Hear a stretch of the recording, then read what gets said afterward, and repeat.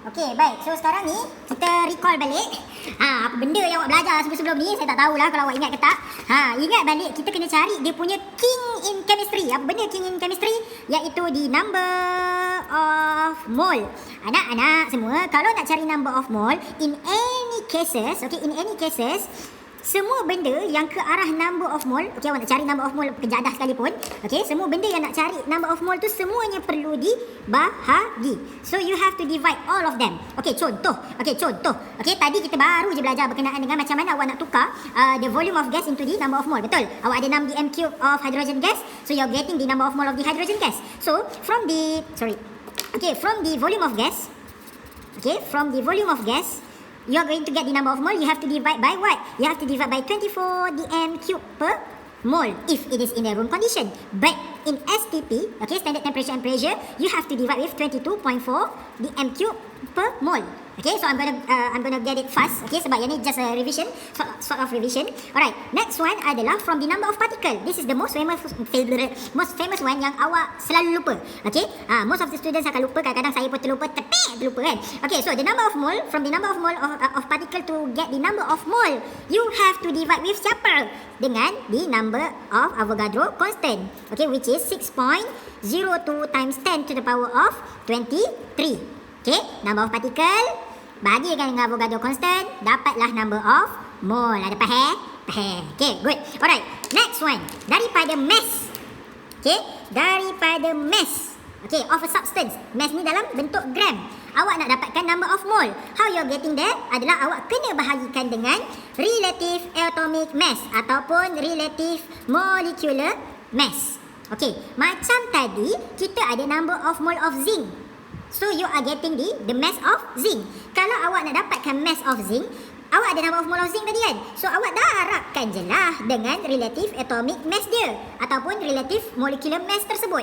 Then you will get the zinc punya mass. So sekarang kalau awak nak dapatkan volume of gas, dia bagi number of mole dan dia bagi temperature, standard temperature and pressure. So you have to multiply it with 22.4 dm cube per mole ataupun 24 dm cube per mole if it is in the room condition.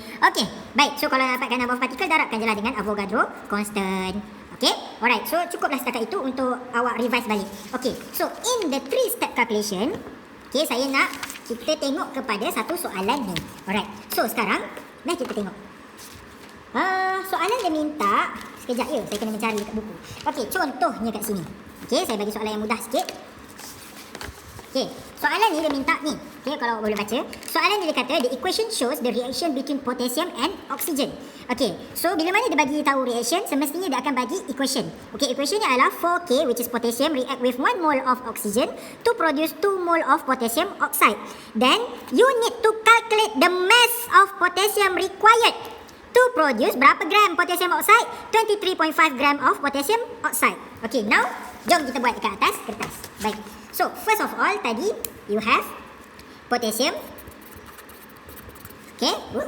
Reactkan dengan oxygen.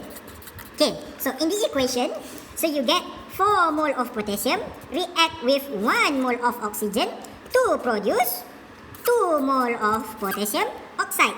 So this is your chemical equation. Khalas, kat situ lengkap, balance, semua complete set. Now sekarang soalan dia minta awak to calculate mass. Dia minta awak calculate mass of potassium required.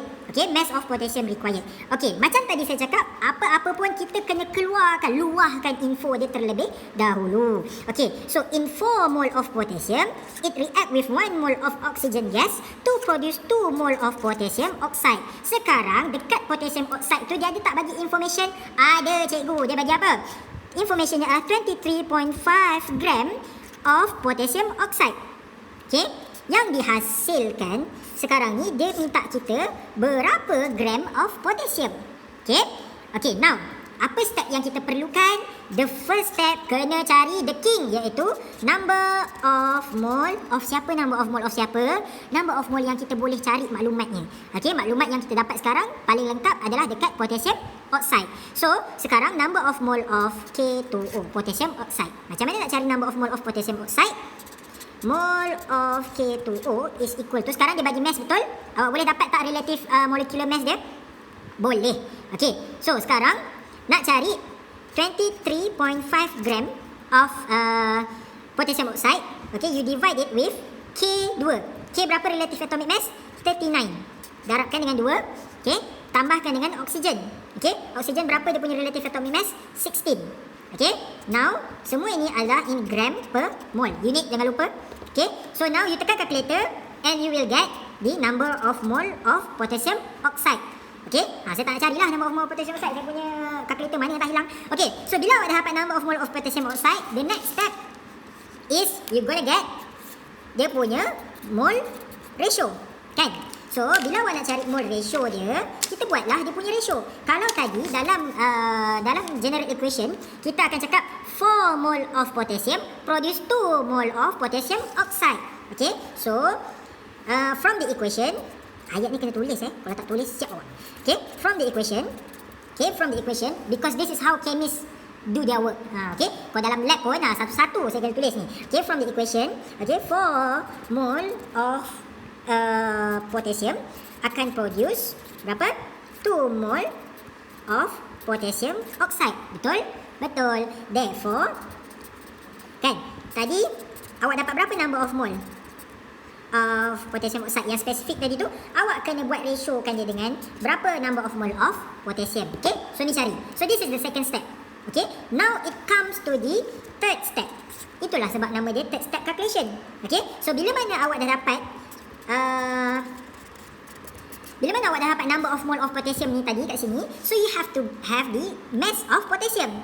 Kan? Nak cari mass of potassium senang lah. It's equal to berapa number of mole of potassium tadi?